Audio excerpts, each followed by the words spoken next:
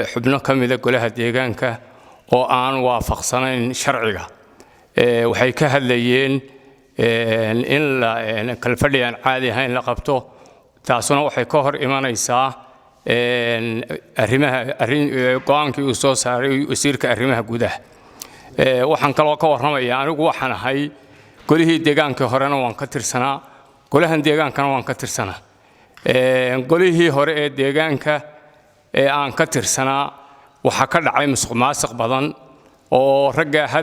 hadir hadlayay majoritigoodu ku jireen oo maamulka ahaayeen waxa dhici jirtay in raashimada caawimada loo keeno baqarada dhexdooda lagu kala iibiyo in badanna waanu ka hadalay dabadeedna halkaas dadka lagu boobi jiray anigu waan qaylin jiray oo waxaan oran jiray war waxa joojiya intii maayarkanu joogay may dhicin hal raashin kiish raashina ama booyad biyo ah oo suuqa la gashaday guddi buu qaybiyay markay soo gaadho guddida sideeda ugu wareejin jiray sideeday u fuli jirtay dadka degmada garadag hadii mikrofoonka laga dhaxaaqado waxay cadeynayaan inuu arrinka musuqmaasuqi laga raystay waxa la weydiiyay markii hore waad qaylin jirtay maxaa iminka waa amustay waxaan haday iminka wax sharciya baa shaqeynaya maayarkano wax badan buu qabtay intii uu joogay guriyihii martiduu dhisay 3 gaari buu iibiyay wuxuu dhisay rug boolis oo fadhigaaba wuxuu kordhiyay talis halkan saldhigan garadag buu kordhiyay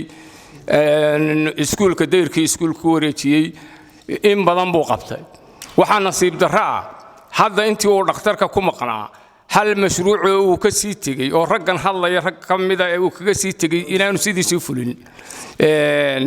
waxaan leeyahay maanta sharcigana ma waafaqsana waxa ay ka hadleen degmadan garadagna musuqmaasuqi waa ka raysatay hadaa arki jirteen anoo hadlayo oo musuqmaasuq ka hadlaya sanadkan iyo dheeraadkan aanu joognay uu joogsaday musuqmaasuqi waxa la doonayaa in loo fasax qaato musuqmaasuqi hore u socon jiray suurtagal la noqon mayso inay iyagu waliba qayliyaan kuwii musuqmaasuqa doonayay maanta xubno golaha deegaanka ka mid ah oo isugu jiray xubnihii hore u shaqayn jiray ee wax isla xisaabtana waayay maayarkii hore iyo ku-xigeenkiisii golihii deegaankii hore annagu waxaan ku ahaa kuwii raggii kaydka ku yimi ayaan ka mid ahaa waxaan ku soo gaadhay xafiiska oo ay ka shaqeeyaan dad kooban oo xidhan aanu ahayn mid furan waxaan leeyahay intii uu joogay maayarkani maanta cid kasta oo golaha deegaanka ka midii roolkeeday qaadanaysay nin kastaaba wuxuu qaadanayay shaqadiisa ilaa iyo cid iska diidda mooyaane hadda isku dhac fara badan ayay ka shaqaynayeen ilaa intaaba waa guruubis dhibaatadii jamhuuriyadda Soomaaliland madaxweynaha jamhuuriyadda Soomaaliland iyo wasiirka arrimaha gudaha iyo dhammaan ay digreetada ku soo saartay in la hubsado maayirka wax qabadkiisa ilaa iyo intaa way ka daba shaqaynayeen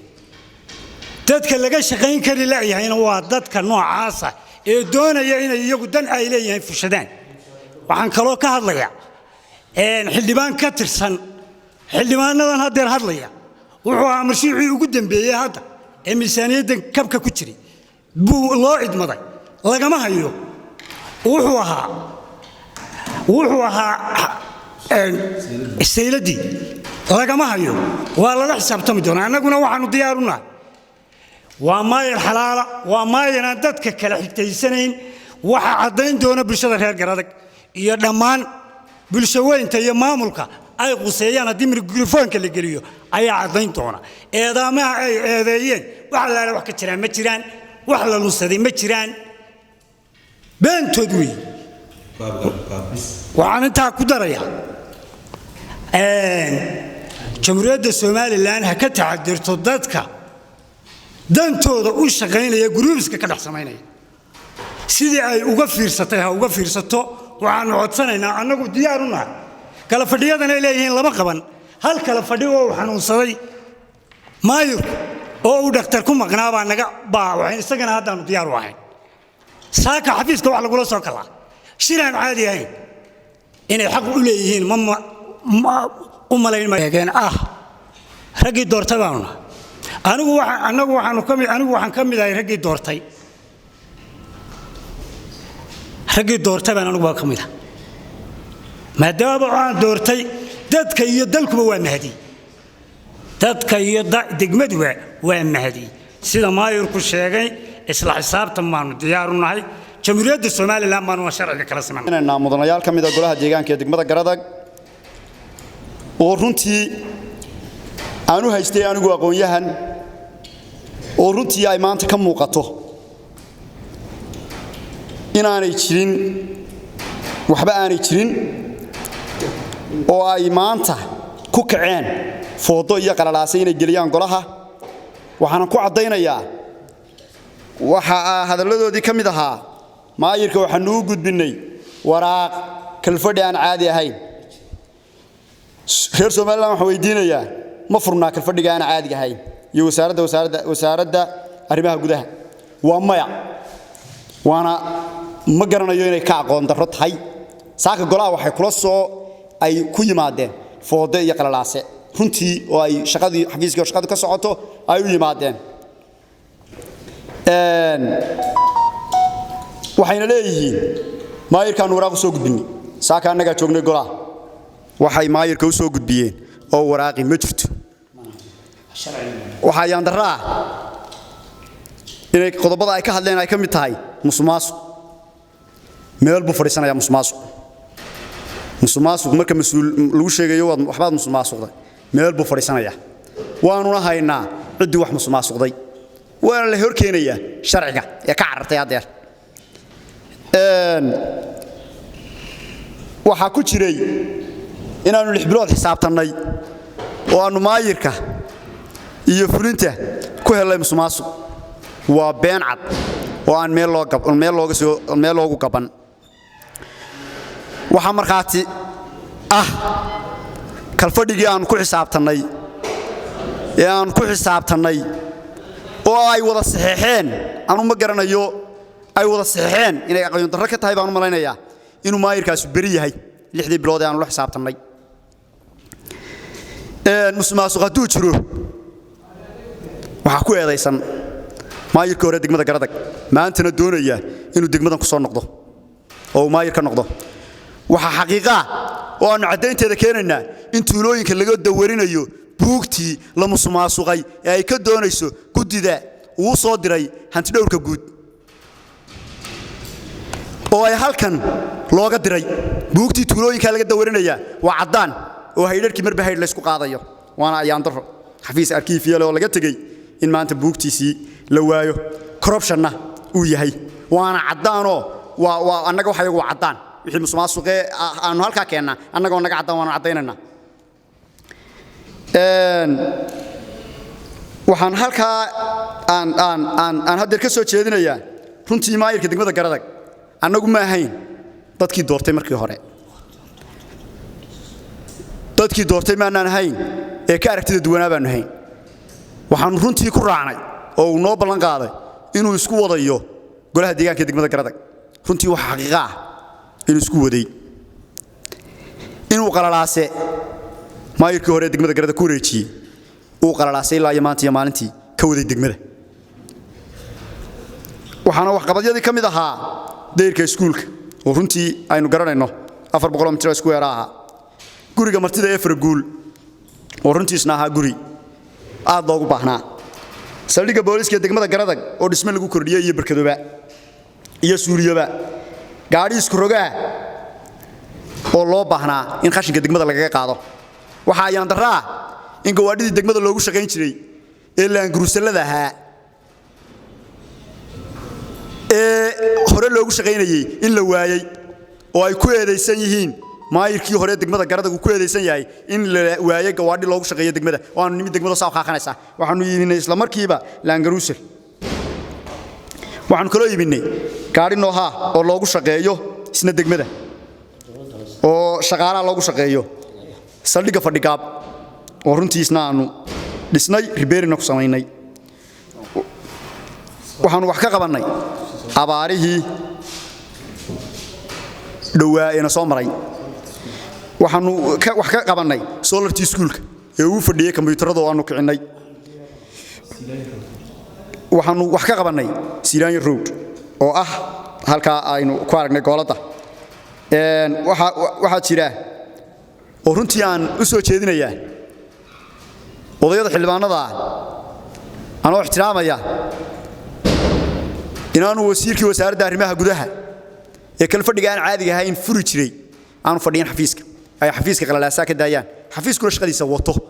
aanay dalkana hadeer ka furnayn kala fadhi aan caadi ahayn musuqmaasuquna meel buu fadhiisanaya ee cidla ma istaagayo mudanaha Faarax Aadan Ciise ee hadeer maayirka doonaya waxa ka soo yeedhay kelmad aan la yaabay odayadana waxaan u malanayaa saxaafadda aad bay horena way ku hadli jireen waxa maanta ku sii noqday Faarax wuxuu yiri oo hadalkiisa ka dhawaajiyay xisbiga yagina waanu nahay